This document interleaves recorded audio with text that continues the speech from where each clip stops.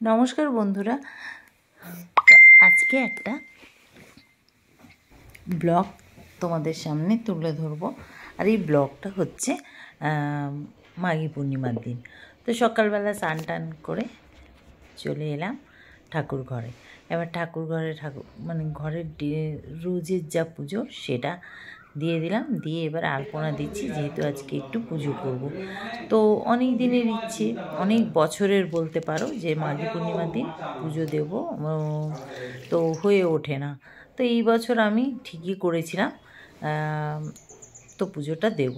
তো গতবারে যখন আমি আমাদের ফ্ল্যাটে পুজো হয়েছিল, আমার ফ্ল্যাটে, তখনই ভেবেছিলাম মাঘী পূর্ণিমার দিনই গৃহপ্রবেশ করব, কিন্তু হয়ে ওঠেনি, ফ্ল্যাট রেডি হয়নি আমার তখন, সেই জন্য। তো এই বছর এই নতুন ঘরে পূর্ণিমাতে পুজো দিলাম। তো যাই হোক, ব্লগটা ভালো লাগলে লাইক শেয়ার করো, পেজটাকে ফলো করো, ইউটিউবটাকে সাবস্ক্রাইব করতে ভুলবে না। তো আমি আমার সব জোগাড় করেই রেখেছি ঠাকুরমশাই আসার আগে। আমি বললাম না, 300 জল চৌকিতে ঠাকুরকে বসিয়ে আসন পেতে আলপনাটা দিয়ে সব রেডি করে রেখেছি, সিঁদুর জোগাড় করে রেখেছি, সব জোগাড় করে রেখেছি। ঠাকুরমশাই এসে শুধু ঠাকুরমশাইয়ের কাজটা করেছে,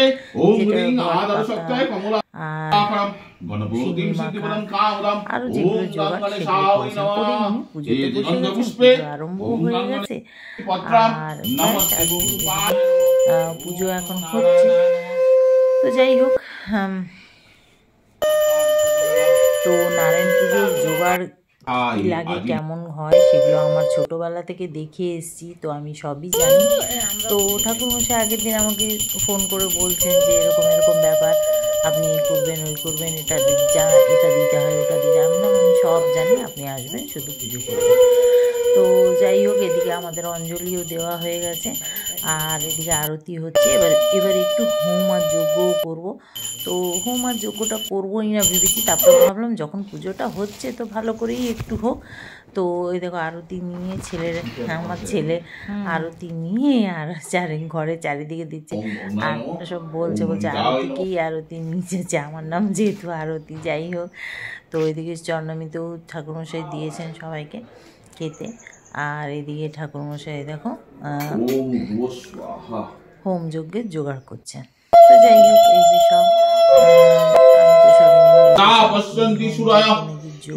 মুডের পাতা বেলপাতা চলে না, বললে কি সত্যিই চলে না, কিন্তু না পেলে কি করবে, তো যাই হোক, হোমটাও খুব সুন্দরভাবে হয়েছে একদম। আমি জোগাড় করেই রেখেছিলাম আগে থেকে, বালি টালি দিয়ে নারায়ণ পুজো ছোটবেলা থেকে দেখে আসছি তো বাপের বাড়িতে, আর নারায়ণ পুজোটা না খুব ভালো লাগে। এই প্রসাদটা যে সিন্নি, এই সিন্নিটা খেতে কিন্তু দুর্দান্ত লাগে, আর আমার ছোট ছেলেরও সিন্নি খুব পছন্দ। এদিকে হোমটাও হচ্ছে দেখো, আর হয়ে এসছে একদম। এই যে হোমের দিচ্ছেন ঠাকুরমশাই সবাইকে, আর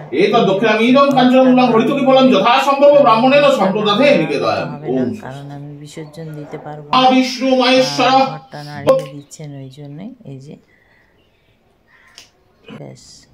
আর আজকে যেহেতু যেদিন পূর্ণিমা ছিল, তো সেই দিন এই যে নারায়ণ শিলাটা উনি তুলে নিয়ে চলে যাবেন। নারায়ণ পুজোতে নারায়ণ শিলা না হলে তো হয় না।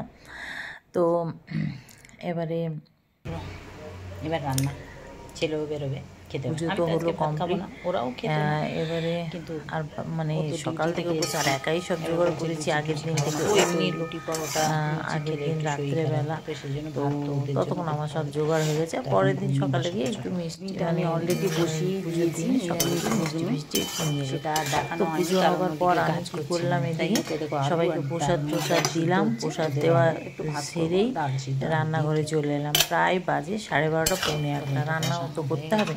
এদিকে দেখো ঘুগনিটা বসিয়ে দিয়েছি, মটরটা আমি সকালবেলা সিদ্ধ করেই রেখেছি।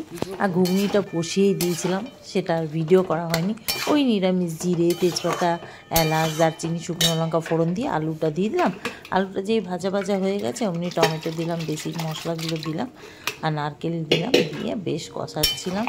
যেই আলুটা মশলার সাথে কষানো হয়ে গেছে অমনি সিদ্ধ করে রাখা মটরটা দিয়ে দিলাম আর দিয়ে ব্যাস এবারে জল দিয়ে দিয়েছি, চিনি দিয়ে দিলাম। খাটটা পেতে দিলে আর উপর থেকে একটু ভাজা মশলা মানে ভাজা জিরের গুঁড়ো দিয়ে দিলাম। তো যাই হোক, এ দেখো না, এই ঠাকুর ঘরের কী অবস্থা ছিল বলো তো, একদম চারিদিকে ছড়ানো। এবার কর্তামশাই সব গুছিয়ে দিয়েছে। এই কাজগুলো ও খুব ভালো পারে, নাহলে আমাকে একাকেই করতে হতো। যাই হোক, একদিকে ঘুগনি বসেছি আর একদিকে ডাল। তোমাদের খাওয়া হয়েছে, মানে ভাত একটু আছে নাকি? ওরা ভাত খাবে বলছে। পূর্ণিমার দিনে তো অ্যাকচুয়ালি ভাত খেতে নি, কেন পরের দিন আবার বৃহস্পতিবার আছে, সেদিনও রুটি খেতে হবে। সেজন্যই আজকে একটু আমি ভাত করে দিলাম ওদের তিনজনের। আর আমি তো ভাত খাবোই না পূর্ণিমার দিনে। যাই হোক, তো হয়ে গেছে, দেখো ভাতও করে দিয়েছি, ওদের খাওয়াও হয়ে গেছে। আর এদিকে আমার কর্তামশাই টুকটাক হয়তো বাসনগুলো ধুচ্ছে, বেশি নেই। আর আমি আবার কি করলাম, ঝটপট করে একটু আটা মেখে নিলাম, লুচি করব আর ঘুগনি আমি খাবো আর ছেলে নিয়ে যাবে, যেহেতু অফিস যাবে। তো ভাত ওদের তো খাওয়া গেছে, ভাত ডাল আলু সিদ্ধ, ব্যাস ওই তৃপ্তি করে খেয়ে নিয়েছি। মুগ ডাল সিদ্ধ করেছিলাম আর এই যে ছেলের খাবারটাও গুছিয়ে দিলাম। এই দেখো, এবারে আমি বসে পড়লাম। উফ, সারাদিনের দখল, যা দখল। একটা বাড়িতে যে কোনো কাজ করলে না, সত্যি বলছি, প্রচুর হেডেক। দেখো 5:30 বাজে আমি খাচ্ছি, মানে সেই সকাল থেকে উপোস করে এত কাজ করে, আর 5:30টায় আমি খেতে বসেছি, একেবারে সন্ধেবেলা।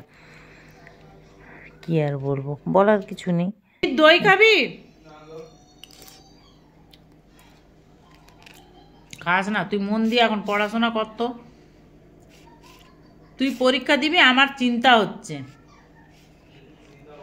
পরশুদিন পরীক্ষা, নাটক করছে, এখন ঘুরে বেড়াচ্ছে।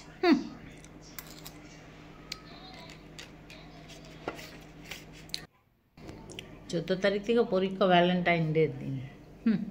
কি অবস্থা রে।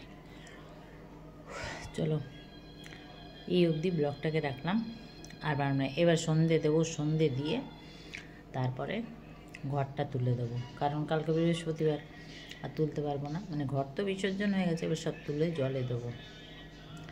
তো যাই হোক, তোমাদের ব্লগটা কেমন লাগলো অবশ্যই কমেন্ট করো। তো চলো, টাটা, সবাই ভালো থেকো, সুস্থ থেকো। ছেলের আবার পরশু দিন থেকে পরীক্ষা, আইএসসি। আমার টেনশান হচ্ছে, ওর কোনো টেনশান নেই। চলো।